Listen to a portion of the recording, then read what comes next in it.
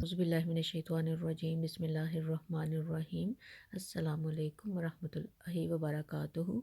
جنگ موتا کے بعد اب جو ہے فتح مکہ ہوا اور یہ غزوہ 8 ہجری میں پیش آیا۔ حضور پاک صلی اللہ علیہ وآلہ وسلم اور قریش کے درمیان حدیبیہ کے مقام پر جو معاہدہ ہوا تھا اس میں یہ طے پایا تھا کہ دوسرے عرب قبیلوں میں سے کوئی قبیلہ بھی دونوں فریقوں میں سے کسی بھی طرف سے اس صلح نامے میں شامل ہو سکتا ہے، یعنی اگر کوئی قبیلہ رسول پاک صلی اللہ علیہ وآلہ وسلم کی طرف سے اس معاہدے میں شامل ہونا چاہے تو وہ ایسا کر سکتا ہے۔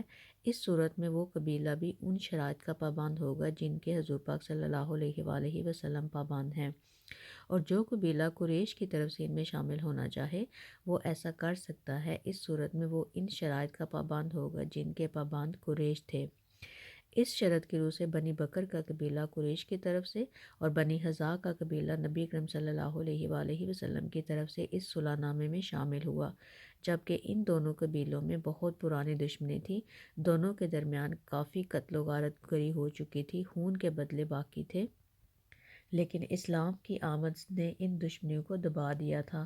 اب یہ ہوا کہ بنی بکر کے ایک شخص نے رسول پاک صلی اللہ علیہ وآلہ وسلم کی شان میں توہین آمیز شعر لکھے اور ان کو گانے لگا۔ بنی حذا کے ایک نوجوان نے ان اشعار کو سن لیا، اس نے بنی بکر کے شخص کو پکڑ کر مارا، اس سے وہ زخمی ہو گیا۔ اس پر دونوں قبیلے ایک دوسرے کے خلاف اٹھ کھڑے ہوئے، کیونکہ پرانی دشمنی تو ان میں پہلے سے چلتی آ رہی تھی۔ بنی بکر نے ساتھ میں قریش سے بھی مدد مانگ لی۔ قریشی سرداروں نے ان کی درخواست قبول کر لی، ان کی مدد کے لیے آدمی بھی دیے اور ہتھیار بھی۔ پھر یہ سب مل کر ایک رات اچانک بنی حذا پر ٹوٹ پڑے۔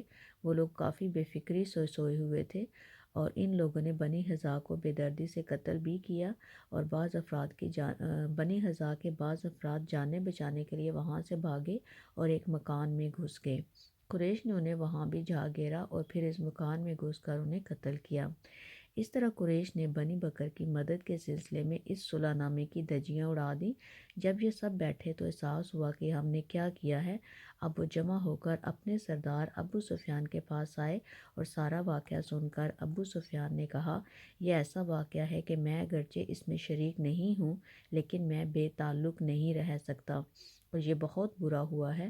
اللہ کی قسم، محمد صلی اللہ علیہ وآلہ وسلم اب ہم سے جنگ ضرور کریں گے، اور میں تمہیں بتائے دیتا ہوں کہ میری بیوی ہندا نے ایک بہت بھیانک خواب دیکھا ہے۔ اس نے دیکھا ہے کہ ہجون کی طرف سے خون کا ایک دریا بہتا ہوا آیا ہے اور ہندمہ تک پہنچ گیا ہے۔ یہ لوگ اس دریا کو دیکھ کر بہت پریشان اور بدحواس ہو رہے ہیں۔ اس پر قریش نے کہا، جو ہونا تھا وہ تو ہو چکا، اب آپ محمد صلی اللہ علیہ وآلہ وسلم کے پاس جائیں اور ان سے نئے سرے سے معاہدہ کریں، اور آپ کے سوا یہ کام کوئی اور نہیں کر سکتا۔ اس پر ابو سفیان نے اپنے ایک غلام کے ساتھ مدینہ منورہ کی طرف روانہ ہوئے۔ ادھر ان سے پہلے بنی حذا کا ایک وفد آپ صلی اللہ علیہ وآلہ وسلم کی خدمت میں پہنچ گیا اور جو کچھ ہوا تھا تفصیل سے بیان کر دیا۔ حضور پاک صلی اللہ علیہ وآلہ وسلم اس وقت مسجد نبوی میں اپنے صحابہ اکرام رضی اللہ عنہم کے ساتھ تشریف فرما تھے۔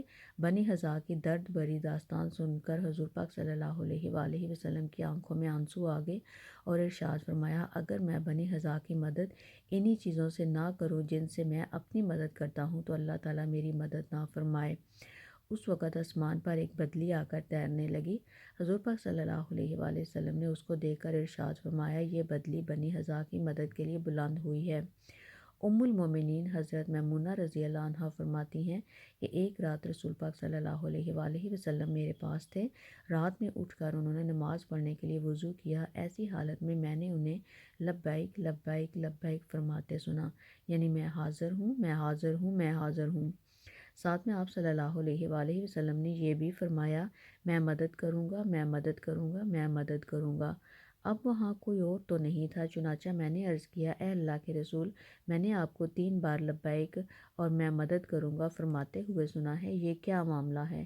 جواب میں آپ صلی اللہ علیہ وآلہ وسلم نے ارشاد فرمایا، بنی حذا کے ساتھ کوئی واقعہ ہو گیا ہے۔ اس کے 3 بعد بنی حذا آپ صلی اللہ علیہ وآلہ وسلم کے پاس پہنچے تھے، گویا اللہ تعالیٰ نے پہلے ہی آپ صلی اللہ علیہ وآلہ وسلم کو اس پورے واقعے کی خبر دے دی تھی۔